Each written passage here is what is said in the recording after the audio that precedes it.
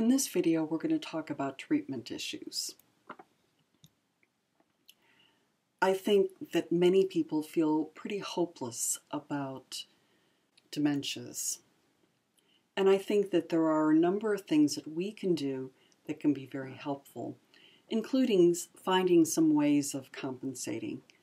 Just writing them down, using routines. So, for example, always putting something in the same kind of place. Those things can be very helpful, and not just waiting until the last minute. Not waiting until you're in, advanced stage or an advanced stage of dementia.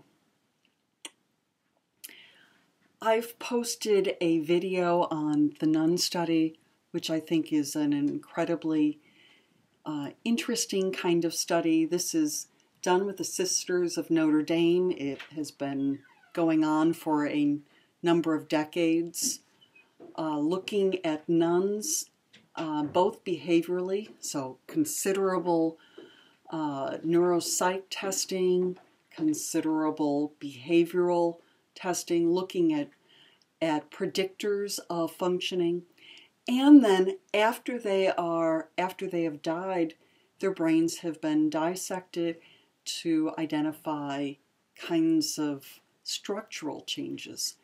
One of the things that's interesting is that some of the people who look very impaired have relatively smaller amounts of neurological damage, while people who have significant damage are showing, relatively little behavioral problems. What that says, I think, is that we can find some ways of compensating and ways of approaching life that allow continued good functioning. So dementia is not inevitable. In general, the evidence suggests that advanced education, involvement with reading seems to be very helpful. And so some of your grandparents are probably involved with doing crossword puzzles or any of a number of kinds of things in order to try and maintain this healthy brain. Doing things to maintain your heart health, so exercising, eating well, those things can be extremely important and reduce the problems of a vascular dementia. Having a good diet, especially one that's high in folic acids, antioxidants, remember our oxidative stress, and fruits and vegetables. Emotional stability and good coping skills. Now remember, we talked some about pseudodementia. We also talked about ways of coping effectively with problems. And perhaps this is part of what is different about some of the nuns who are demonstrating fewer problems. People with fewer negative life events seem to do better, probably related to some of the depression. Not having a family history, and surprise, surprise, having a strong social network seems to be very helpful. Also notice that as we're talking about dementia, we're not just talking about, identifying a problem and then letting that person go.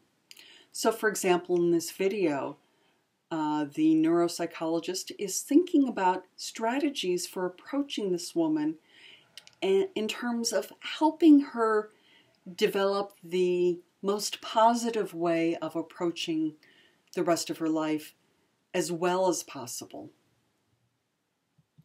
This video is from a caregivers group, and you notice that each of these men in this video, and they're all men, which is somewhat surprising, but each of these men is describing different kinds of levels of impairment, and also different kinds of reactions to them. This particular man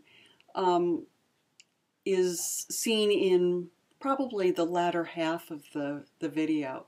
And he's much more positive about some of his ways of approaching her.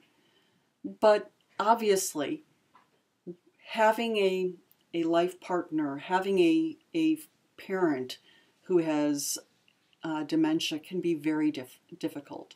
He's found some ways of coping with it. You know, his wife continues to play piano, although she plays only one song over and over again.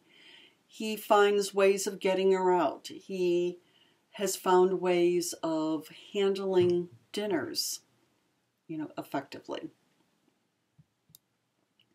So given this video, think about what you can do to decrease your probability of developing dementia. Throughout the semester, I've been encouraging you, I hope, to develop stronger coping strategies. Think about how you're approaching the world. Think about what your social support system is. Think about your diet. Think about exercise. Exercise is helpful both in terms of depression, but also maintaining heart health. And then, if you don't want to make changes, think about why. And as you understand that for yourself, you might also understand that issue as we're talking about other kinds of disorders. And take care.